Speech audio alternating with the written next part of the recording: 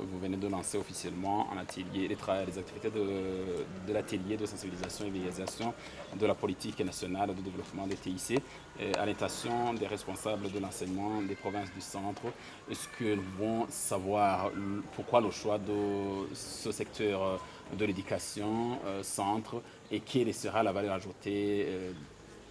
qui sera apportée par ces TIC dans ce secteur de l'enseignement? Oui, effectivement, l'atelier que nous organisons aujourd'hui à Gitega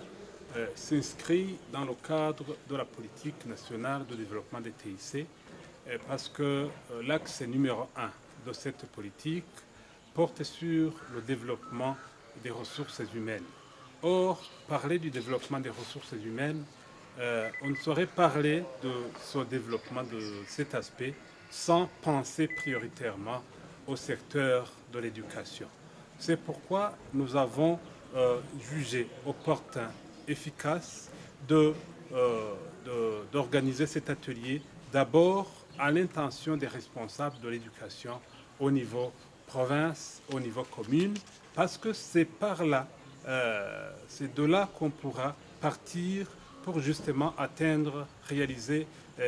l'axe numéro un qui consiste à développer les ressources humaines. Donc, en organisant cet atelier à l'intention des responsables de l'éducation, nous espérons qu'on pourra susciter de l'engouement, susciter de l'intérêt chez les jeunes, chez les élèves des écoles secondaires, pourquoi pas des écoles primaires, pour qu'on puisse créer un besoin, pour qu'on puisse intéresser ces jeunes gens et leur montrer ô combien les TIC sont plus que nécessaires aujourd'hui, parce qu'il a été démontré que les technologies de l'information et de la communication constituent la cheville ouvrière du développement des pays. Nous avons donc organisé cet atelier pour justement atteindre cet objectif qui consiste à développer les connaissances chez les jeunes gens qui constituent pratiquement la base du développement des pays, du développement de notre pays. Effectivement, vous lancez ces activités au moment où les écoles aujourd'hui accusent un manque criant des ordinateurs. Est-ce que vous constatez que vous ne constatez pas qu'il y aura des balises quant à l'efficacité de ces TIC dans le secteur de l'enseignement? À l'étape où nous sommes, il est question de susciter de l'intérêt, faire sentir aux différents responsables de l'éducation que les TIC sont non pas un choix, mais une obligation, un passage exigé. Quand on aura franchi cette étape de sensibilisation, on va passer à l'étape suivante qui consiste à chercher les outils, à chercher les équipements.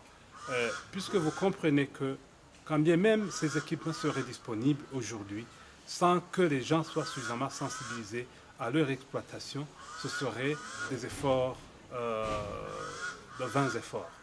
Mais une fois qu'on aura franchi donc l'étape de la sensibilisation, on aura à chercher les équipements. On y pense déjà parce que ce programme de formation, de sensibilisation en est, si je ne me trompe, à sa 2e ou 3e année, parce qu'il y a d'autres provinces qui sont déjà concernées par ce programme, par cet atelier. Et aujourd'hui, nous sommes conscients qu'il faut absolument trouver des équipements, des ordinateurs pour les écoles et pourquoi pas chercher des ordinateurs qui pourraient être mis à la disposition des enseignants et des élèves pour que justement ils puissent s'initier à l'exploitation, à l'usage des TIC. C'est un défi assez difficile à relever, mais l'important c'est que tout le monde, le gouvernement, ses partenaires aient cette conscience qu'il faut absolument faire pénétrer les TIC dans toutes les zones du pays, dans tous les coins du pays, même ceux assez reculés par rapport aux centres urbains. Et nous osons espérer qu'avec ces ateliers qui s'organisent à l'intention des responsables de l'éducation, dans les communes, dans les provinces, on pourra susciter de l'intérêt et partir de là pour chercher les équipements en vue de permettre à tout le monde d'accéder au TIC. Merci, monsieur.